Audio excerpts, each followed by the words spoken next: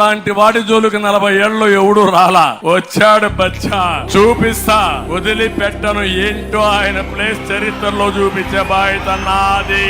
ఈ మధ్య బాబు ఏమంటున్నాడంటే జగన్ ఒక బచ్చా అంటున్నాడు. చరిత్రలో ఓడిపోయే కాలం వచ్చినప్పుడు విలన్లందరికీ కూడా అటువైపున హీరోలందరూ బచ్చాలుగానే కనిపిస్తా ఉంటారు. నేను బచ్చా అయితే 5 ఏళ్ల తర్వాత కూడా నాతో పోటీకి నువ్వు ఒక్కనివే రావడానికి నీకు ధైర్యం చాలడం లేదు. 6 మందిని వెనకేసుకొని వస్తా ఉన్న నిన్నేమనాలి అని అడుగుతా ఉన్నాను. నేను బచ్చా అయితే ఈ 58 నెలల్లో నేను చేసిన మంచి, ఇంటింటికి చేసిన అభివృద్ధి నువ్వు 14 ఏళ్ళు సీఎం గా ఉన్నా కూడా ఎందుకు చేయలేకపోయావు అని అడుగుతా ఉన్నాను. బచ్చాను చూసి భయపడుతూ పొత్తుల కోసం ఎగబడతా ఉన్నావు అని అడుగుతా ఉన్నాను చంద్రబాబును.